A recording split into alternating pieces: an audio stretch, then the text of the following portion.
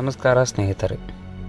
ಭಾರತದಲ್ಲಿ ಪ್ರತಿ ವರ್ಷವೂ ಜುಲೈ 26ರಂದು ಕಾರ್ಗಿಲ್ ವಿಜಯ್ ದಿವಸ್ ಎಂದು ಆಚರಿಸಲಾಗುತ್ತದೆ. ಭಾರತದ ಇತಿಹಾಸದಲ್ಲಿ ಶೌರ್ಯ, ತ್ಯಾಗ ಮತ್ತು ದೇಶಭಕ್ತಿಯ ಸಂಕೇತವಾಗಿರುವ ಈ ದಿನದ ಕುರಿತು ತಿಳಿದುಕೊಳ್ಳೋಣ. 1999ರಲ್ಲಿ ಭಾರತ ಮತ್ತು ಪಾಕಿಸ್ತಾನದ ನಡುವೆ ನಡೆದ ಕಾರ್ಗಿಲ್ ಯುದ್ಧ ಸುಮಾರು 60 ದಿನಗಳ ಕಾಲ ನಡೆಯಿತು. ಜಮ್ಮು ಮತ್ತು ಕಾಶ್ಮೀರದ ಕಾರ್ಗಿಲ್ ಪ್ರದೇಶದಲ್ಲಿರುವ ಭಾರತದ ಗಡಿಯೊಳಗೆ ಪಾಕಿಸ್ತಾನದ ಸೈನಿಕರು ಹಾಗೂ ಉಗ್ರರು ರಹಸ್ಯವಾಗಿ ನುಗ್ಗಿ ಹಲವಾರು ಪರ್ವತ ಶಿಖರಗಳನ್ನು ಆಕ್ರಮಿಸಿಕೊಂಡರು. ಈ ಆಕ್ರಮಣವನ್ನು ಪತ್ತೆ ಹಚ್ಚಿದ ಭಾರತೀಯ ಸೇನೆ ಆಪರೇಷನ್ ವಿಜಯ್ ಎಂಬ ಕಾರ್ಯಾಚರಣೆಯನ್ನು ಆರಂಭಿಸಿತು. ಸುಮಾರು 18,000 ಅಡಿ ಎತ್ತರದ ಹಿಮಾಚ್ಛಾದಿತ ಪರ್ವತಗಳಲ್ಲಿ ಅತ್ಯಂತ ಕಠಿಣ ಪರಿಸ್ಥಿತಿಯಲ್ಲಿಯೂ ಭಾರತೀಯ ಯೋಧರು ಅಪಾರ ಧೈರ್ಯ ಪ್ರದರ್ಶಿಸಿದರು.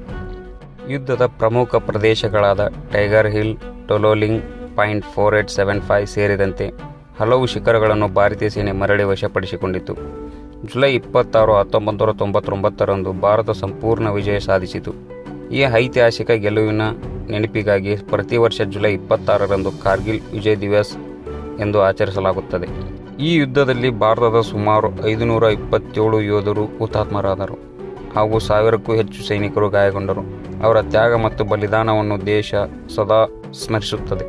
ಕಾರ್ಗಿಲ್ ಯುದ್ಧದ ವೀರರಲ್ಲಿ captain Vikram Batra, lieutenant Manoj Kumar Pandey, grenadier Yogendra Singh Yadav, rifleman Sanjay Kumar ಮುಂತಾದ ಯೋಧರ ಹೆಸರುಗಳು ಚಿರಸ್ಥಾಯಿಯಾಗಿವೆ. ಇವರಲ್ಲಿ ಹಲವರಿಗೆ ಭಾರತದ ಅತ್ಯುನ್ನತ ಯುದ್ಧ ಕಾಲದ ಶೌರ್ಯ ಪ್ರಶಸ್ತಿಯಾದ ಪರಮ್ ವೀರ್ ಚಕ್ರ ನೀಡಿ ಗೌರವಿಸಲಾಗಿದೆ.